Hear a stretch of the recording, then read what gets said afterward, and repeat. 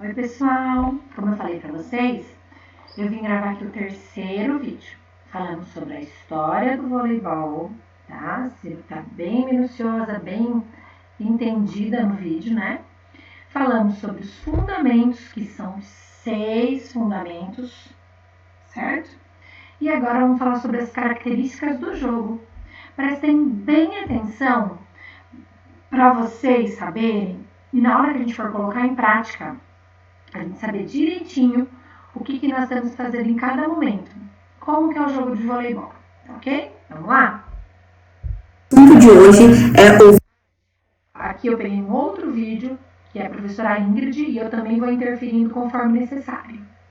Voleibol. Então, na primeira aula nós falamos sobre os esportes de rede ou parede, como que funciona a classificação, quais são as características e tudo mais. Na segunda aula nós falamos sobre a história do voleibol e hoje nós vamos falar sobre as características do voleibol, regras, fundamentos, posições, enfim, vamos falar sobre os diversos aspectos do voleibol. Então, eu entrei no site da Confederação Brasileira de Voleibol e peguei a definição de jogo, as características que eles falam em relação ao voleibol. Então, eu coloquei aqui na íntegra o texto e eu vou ler ele para vocês.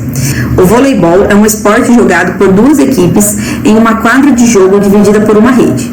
Há uma série de versões do jogo disponíveis, cada uma delas adaptadas a uma circunstância diferente, de forma que o jogo possa se adaptar aos diferentes praticantes.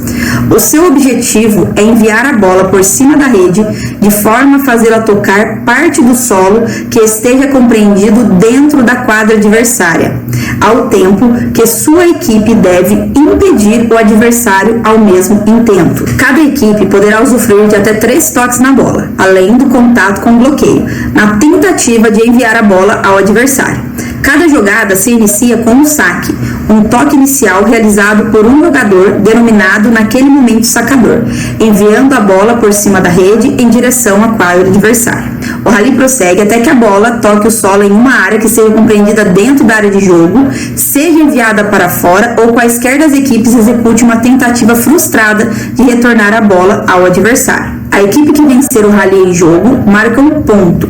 Caso a equipe que recepciona o saque naquele rally, equipe receptora, seja a vencedora, esta recebe um ponto e o direito de sacar no rally seguinte e, consequentemente, cada jogador passa a posição em quadra seguinte, em sentido horário. Bom, aqui nesse texto nós temos diversos conceitos e tudo mais. E agora nós vamos falar um pouco sobre esses conceitos que foram tratados nesse texto aqui.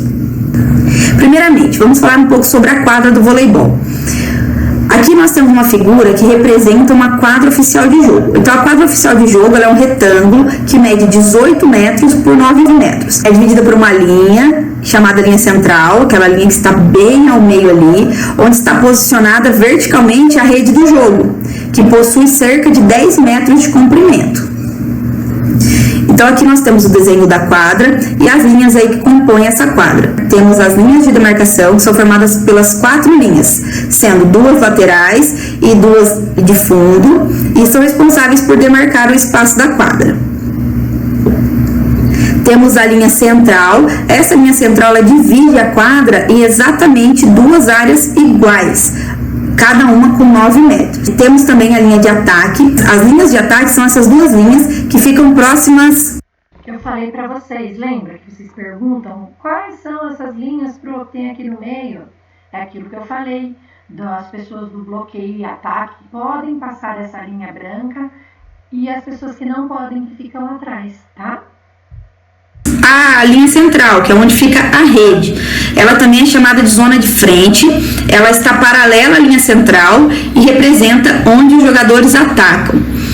E temos aí uma linha menos utilizada nos jogos da escola, nos jogos no ambiente escolar, enfim, na rua, quando a gente joga por diversão, que é a linha de restrição do técnico. Essa linha representa o local onde o técnico ficará durante o jogo. Essa linha ela é representada por aquelas linhas pontilhadas ali na imagem. No voleibol também é muito importante a rede. Então a rede ela fica verticalmente sobre a linha central, conforme nós já dissemos, e marca o centro da quadra. No masculino e no feminino elas têm tamanhos, elas têm alturas diferentes. No masculino ela fica a 2,43 m do solo e no feminino a 2,24 m do solo. Lembra Lembra lá na evolução, na história do voleibol, quando era 1,92 a altura da rede? Aqui para mulheres é 2,24, para os homens 2,43, tá? Aí, para juvenil, que seria os pessoas jovens, né, teens, antes de virar profissional, para infantil, que é um pouquinho mais acima da idade de vocês, para mirim, que é o caso de vocês, a altura vai diminuindo, tá? Ela vai aumentando conforme eu vou subindo de categoria, conforme eu vou ficando mais velho, tá? Vamos falar agora um pouco sobre a bola do voleibol. A bola ela deve ser esférica, né? E tem que ter o quê? Uma capa flexível de couro ou couro sintético, além de uma câmera interior feita de borracha ou um material parecido com a borracha. A cor da bola de vôlei ela pode ser clara, desde que tenha a mesma cor, né, seja uniforme, ou ela pode até ter uma combinação de cores, tudo bem? No caso aqui da imagem, nós temos aí a exemplificação de uma bola oficial, em que ela é feita com as combinações das cores amarela e azul. É importante saber que em competições internacionais oficiais, a bola deve atender os padrões ditados pela Federação Internacional de Voleibol. A circunferência da bola oficial de voleibol, ela está entre 65 e 67 centímetros e o seu peso entre 260 e 280 gramas.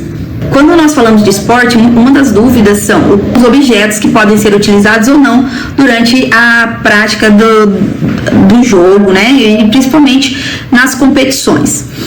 Então, o que é proibido? É proibido o uso de objetos que possam causar lesões ou proporcionar qualquer vantagem ao jogador. Em relação a óculos ou lente de contato, o jogador pode utilizar durante a competição, durante o jogo. Mas no caderno de regras oficiais da modalidade está escrito que os jogadores podem usar óculos ou lente de contato por sua própria conta e risco. Também... Pessoal, quando eu vou jogar profissionalmente partidas, né, municipais, nacionais, internacionais, a utilização de lente e óculos é por conta do atleta, porque a lente, ela pode machucar se a bola, por exemplo, bater no teu rosto, né? Claro que é difícil para atleta, mas pode acontecer. Mesma coisa com óculos.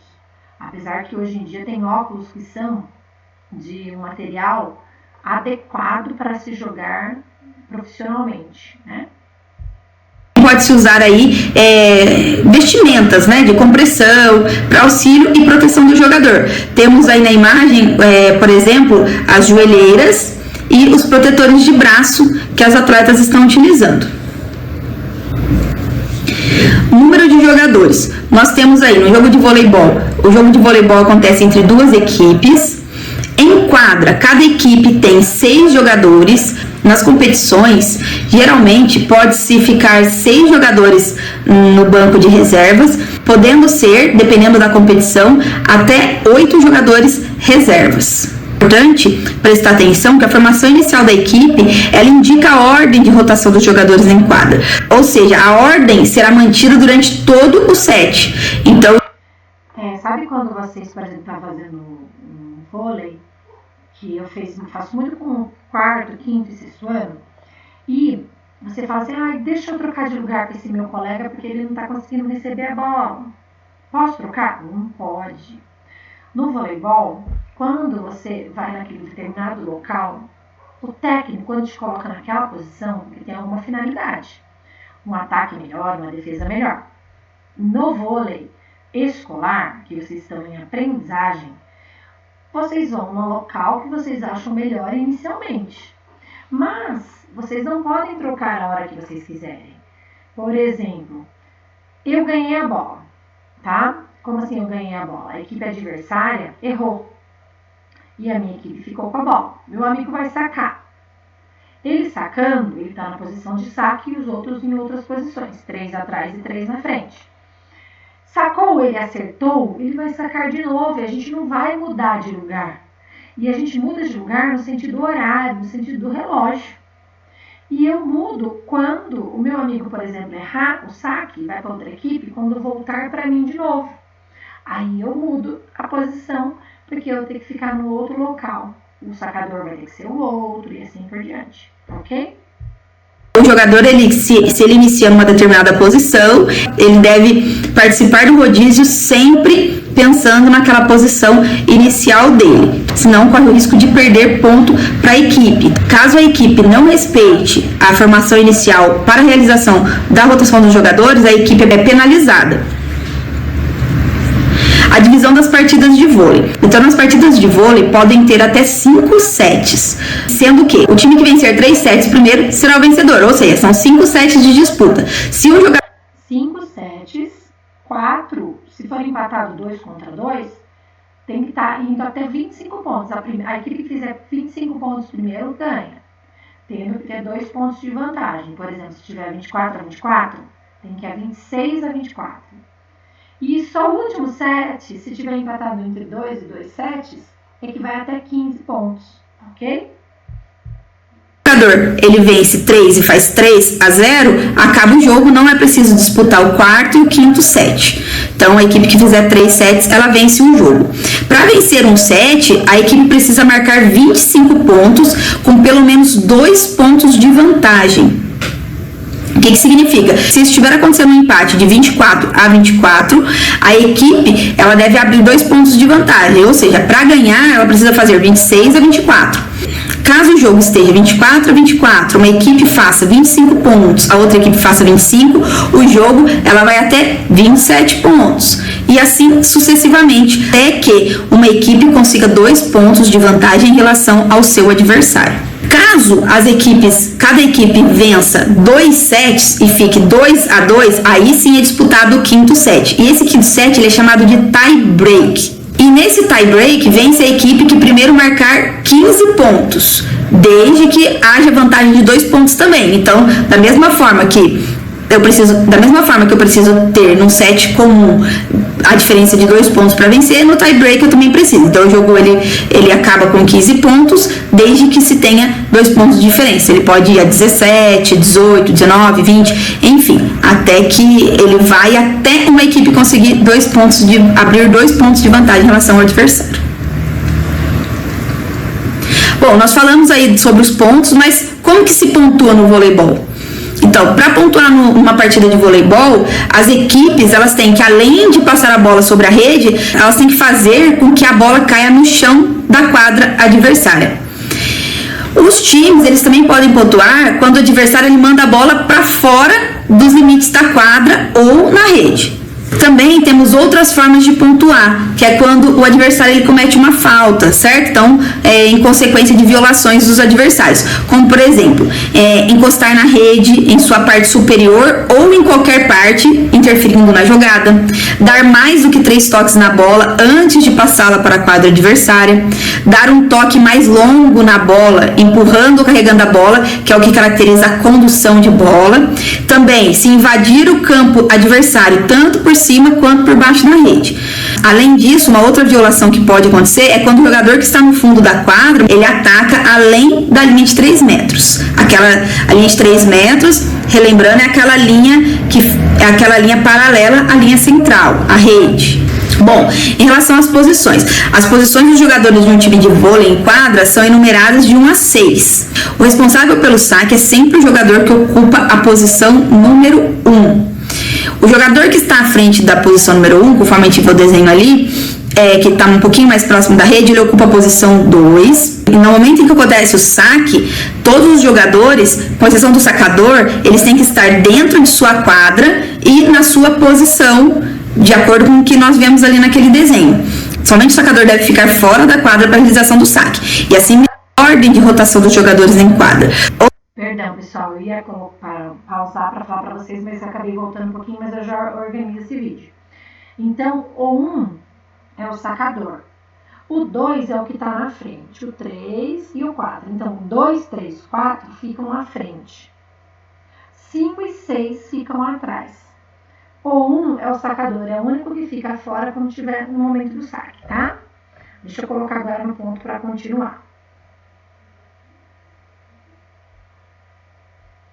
Para a realização do saque. E assim mesmo, ele saca e já volta para a quadra novamente. Então, os demais jogadores que nós podemos ver ali perto da rede, eles ficam na posição 3 e 4, e os outros dois ali no fundo da quadra ocupam as posições 5 e 6. A posição número 1 é a posição do sacador, a 2 a gente chama de saída de rede, a posição número 3 é o meio da rede, a posição número 4, entrada de rede, a posição número 5, defesa esquerda, e a posição número 6 nós chamamos de defesa central. Vocês viram que aqui na foto, no vídeo, está ao contrário. Como assim? O sacador sempre fica à direita no fundo. Então, deste lado, o sacador está aqui e desse lado o sacador está aqui. Então, eles ficam em opostos, porque eles estão um de frente para o outro. Tá ok? E aí essas posições, elas podem ser o levantador, o oposto, o ponteiro ou pontas, central ou meio de rede e o líbero. Nós vamos falar um pouquinho sobre a característica de cada uma dessas posições mais para frente. Antes de falarmos das posições, é importante falar que o líbero é um fundamento, é um nome que se dão para esse cara, que é o do receptor, ele recepciona. Ou seja, antigamente não existia o líbero. O líbero é aquele cara que está com a camisa amarela, diferente da verde. É o único que está com a camisa diferente da do seu time. Por quê? Ele é o melhor receptor. Ele é o que melhor defende. Então, ele é o líbero. E ele pode sempre estar mudando de local de acordo com o que a pessoa do banco entrou. Por exemplo, tem uma pessoa no banco, vai entrar no lugar do líbero. O líbero vai sair. Aí o líbero pode entrar em outra posição. E aí ele pode sair de novo em outro momento. Aí depende da tática do técnico, tá? Nós vamos entender primeiro como que funciona essa rotação que nós falamos. Então essa rotação, ela é chamada de rodízio. E quando que acontece o rodízio? Sempre que a equipe for sacar, deve ser feito um rodízio entre os jogadores no sentido horário. Mas é importante a gente saber que o rodízio não é todas as vezes que a minha equipe for sacar. Acontece quando a minha equipe não sacou na última rodada, venceu o rally. E aí, com isso, a minha equipe recupera a posse de bola. Se o sacador marca o ponto, enquanto a equipe dele marcar pontos que se originam do seu saque, ele continuará sacando. Quando a sua equipe deixar de marcar ponto, o saque passa a ser da outra equipe.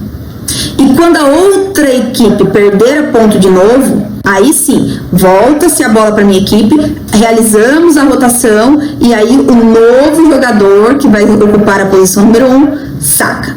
Tudo bem? Pessoal, se tem dúvida, volta. Veja de novo, assista de novo. Por quê? É muita regra, muito fundamento, muita coisa diferente para vocês, tá? Tudo que eu não aprendi, eu tenho que voltar, eu tenho que deixar para lá, tá bom? Ano passado nós falamos um pouco sobre o rodízio no voleibol, então acredito que vocês ainda lembrem como que funciona esse rodízio aí, que é o famoso rodízio 6-0. Nós, inclusive, conversamos, experimentamos esse rodízio nas aulas de educação física do ano passado. Então, o que acontece? O jogador número 1, ele é sempre responsável pelo saque. Quando acontece o rodízio, aquele atleta que ocupava a posição 2, ele passa a ser responsável pelo saque. E o atleta que sacava, ele passa para a posição 6. Então, vamos voltar lá na imagem. Então, nós temos aqui o jogador da posição 1, ele é o sacador.